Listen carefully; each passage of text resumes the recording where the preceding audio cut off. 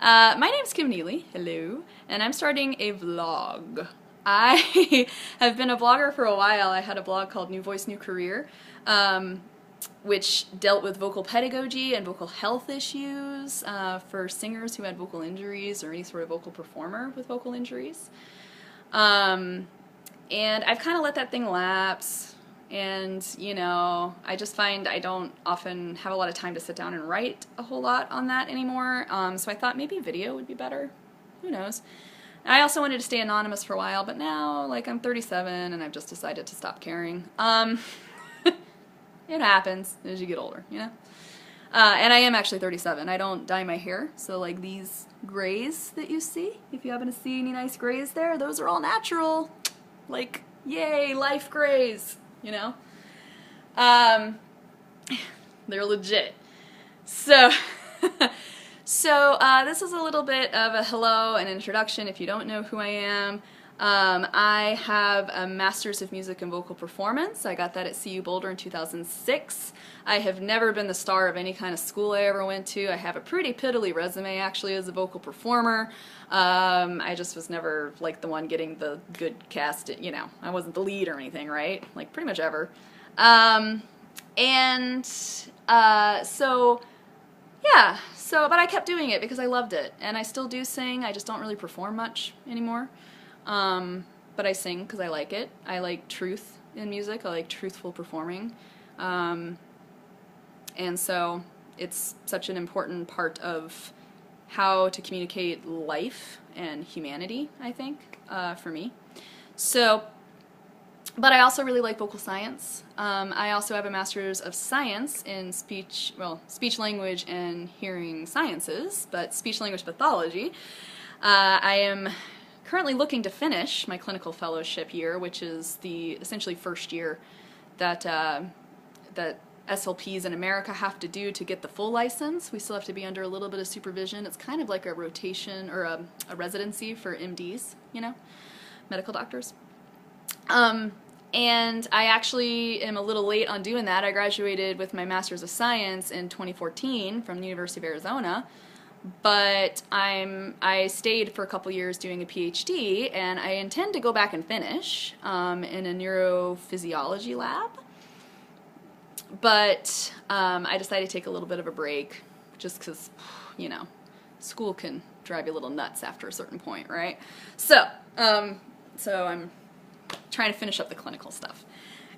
I hope to be a voice therapist, and I hope to essentially work at a research-based voice hospital. I think that would be really cool, honestly, to get to always research any vocal questions I personally have, but then also still get to give back and get to treat people with troubles.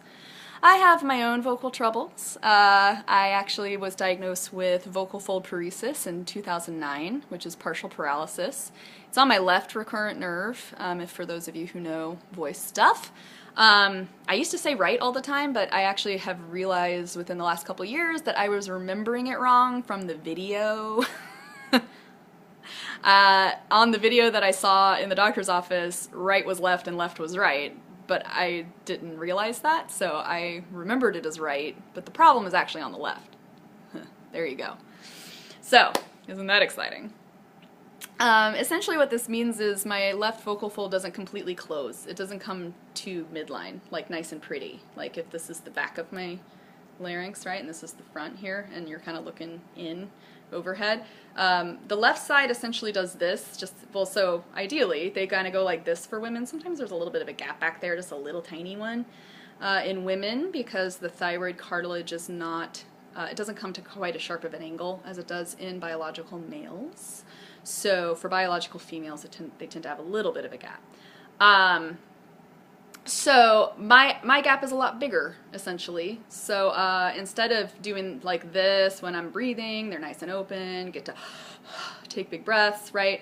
And being nice and closed, my left tends to do this. It kind of comes like halfway. My right goes all the way to midline, so my vocal folds kind of look like this, essentially, you know?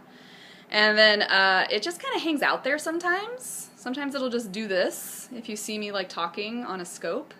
It'll just open and just hang out. Sometimes it kind of nudges itself a little bit, like, you know, It doesn't really go very far. And then sometimes it actually does open up completely, and then still just kind of hangs out at midline, typically. So what this means is, I have a little bit of natural breathiness in my voice, kind of a higher pitch, like a hiss kind of sound that comes through my voice sometimes. It's there when I sing, and it's there when I talk, and sometimes my vocal fold might be completely closed, so sometimes it might not be there. This was discovered in 2009, and it's idiopathic, which is the medical terminology for we don't know what caused it, but you know, you don't have cancer and you don't have any of these other serious things you could have, so, right? Essentially, that's what idiopathic means. So, yeah, so I, in going through that whole process of finding out I had a vocal injury, finding out I didn't really do anything to cause it, but I still felt guilt for some reason, right? Like, shouldn't my singing have saved my nerves? Like, no. No, the answer is no. That's not how that works. The nervous system is a little mysterious, but it's not that mysterious, and we're not, like, no. Good singing doesn't, like, just keep your nervous system healthy, okay?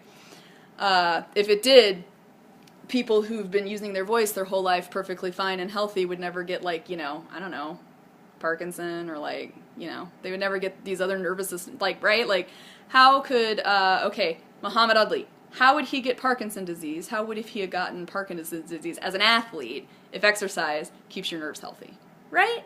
So it helps. Don't get me wrong. Exercise is good, but it doesn't preclude you from getting nerve damage at some point in your life. So, so, yeah, so essentially, that's, I went through that, and I met a lot of other singers who had a similar issue where they felt guilt, and they felt like they were never getting their vocal technique right. They felt like they were idiots. They were usually sometimes talked to like idiots from their voice teachers. Sometimes they did the little talk of like, why aren't you getting it? What's wrong with you? I've definitely had that talk at me a few times. But my teacher at the time when this was discovered, Kathy Cash, she's in Denver at Denver University, DU. She's fantastic. Super, I will love her forever. You know, she didn't give me that talk. She gave the, I think you are smart and I think you're trying to get it, but for some reason, you're not making the progress I expected. Which was a bit of a revelation for me at the time, because I was used to being guilt-tripped. I mean, I darn near got teary, because I was like, wow, somebody actually thought I was smart. Oh, that's nice. Isn't that lovely? So, yeah. So I got myself to an ENT, got looked at. I went through vocal therapy with Kathy Perez in Denver, who's a fantastic voice therapist in Denver. I highly recommend her. I think she specializes mostly with transgender voice, but she's very good just in general. She's very efficient. It took about 6 sessions, and what ended up being my bigger problem was not the paresis, but the tension I had in relation to it. I kept compensating for it with a lot of squeeze, a lot of supraglottic, a lot of that epilaryngeal, that little space above your larynx. That was like really squeezed on me. And it made my voice fatigue a lot. It made it extra breathy. I didn't really have very nice healthy resonance, right? Like I didn't have that nice buzzy quality that you want in a voice. And when that tension got out of my speaking voice from therapy, everybody kept now thinking, wow, my voice is really loud, but it's actually not. I still do have a low vocal amplitude. If you actually measure my amplitude, I'm a little low. I'm a couple of dB at least, a couple of decibels, sound pressure level, low from the average female. And, but I'm perceived as loud because I got some resonance. And so I've learned to ignore the little breathy hiss in my voice. I've learned to forgive myself of any vocal blips that might happen, because I kind of feel like I've been given the golden ticket to not worry about my voice, because I'm like, well, it has a mind of its own anyway, right? So I sing so that it still feels good in my throat. I just pay attention to the feeling. And, you know, I've also forgiven myself for sometimes having tension. Like, sometimes it happens. I still have some old muscle memory of bad tension and controlling my voice that still creeps in sometimes.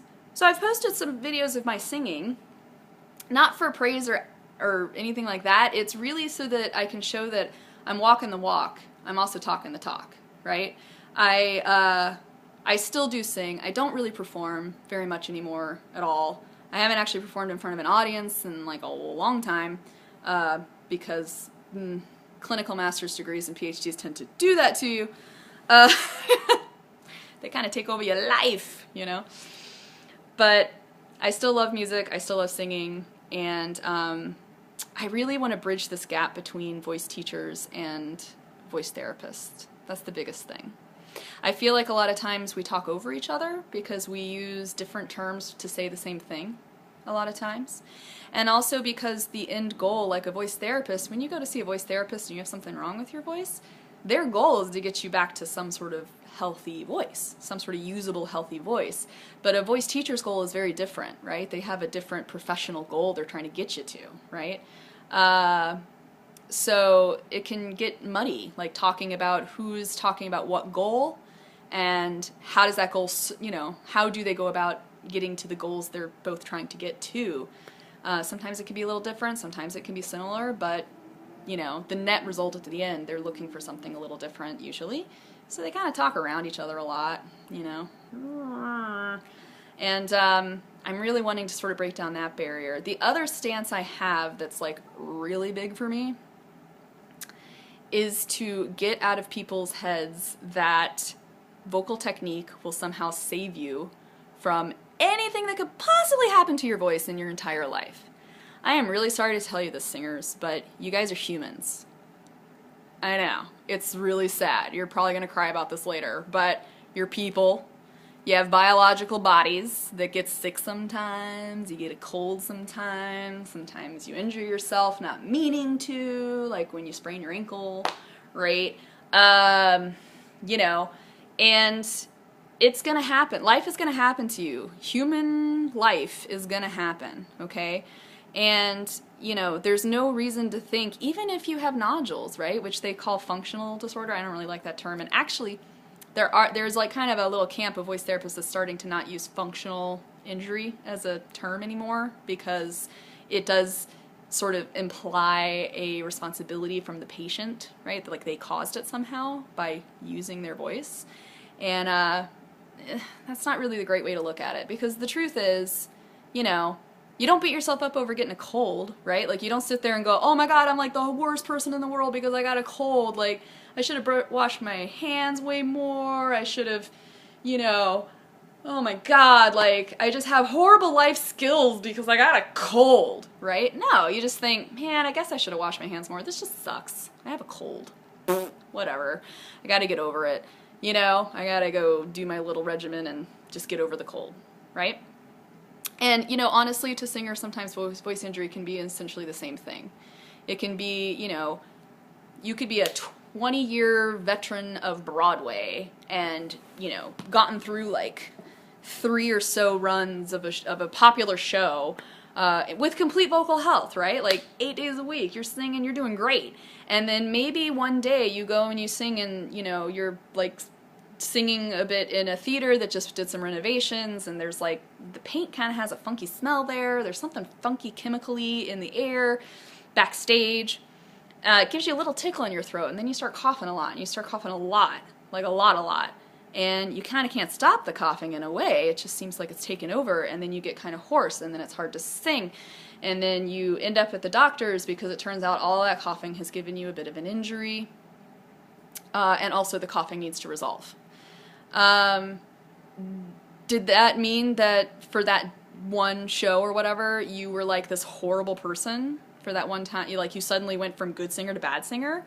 No, you didn't go from good singer to bad singer. You went from like just human, who's doing fine, to being put in an environment that your body didn't like and that your body reacted to. And then you tried to cope with that, like every human does. So you weren't a bad person and you weren't a bad singer. You just were trying to do what you needed to do to live, you know, just part of your life. You were going through your daily activities of living and an injury happened, and it happens. So I really encourage singers to start thinking about vocal injury more in that way, not just as a scary, like it might happen to you, but more as like, you know, it's it's a thing that can happen. It doesn't make you good or bad, and it has no reflection on who you are as a person.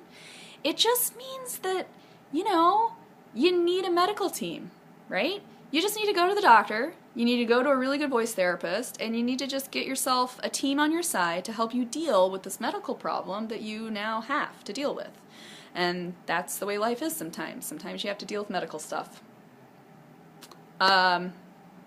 So that's my stance. Those are my soapboxes. Those are my big deals, and a bit of my vocal journey in there. This is already 15 minutes or so, so it's probably good for the first talking thing. I have posted some singing videos of me. I've recently learned how to belt. Some parts are a little choppy in some ways, but I'm really just trying to sing with a lot of truthfulness and a lot of meaning. I'm trying to sing for expression of the human experience. So I'm not trying to pay that much attention to my voice while I do it. Sometimes I still do, but I'm trying not to. So hope you enjoy those. You know, love them, critique them. I honestly don't really care. I just wanted to put my voice out there as somebody who's been there, done that, still going through it, but I haven't really let it stop me because I'm just not that kind of personality. I tend to not let things stop me very much. Okay, so if you have any questions for me, or any science questions, any pedagogy questions, any like, you know, what the heck does a voice therapist even do, right? Questions. Or if you're a voice therapist and you're like, singer questions, like I had a singer say this to me, what the heck does that mean, right? Like, just let me know, and if I don't know the answer, I'll try to look it up, and if I really can't find the answer, I will readily admit that, and I will either put your question out on like listservs of much more experienced and much more popular people in the science world than myself, or, you know, I'll just honestly say, I'm sorry, I don't know the answer, because, you know, sometimes I don't know things.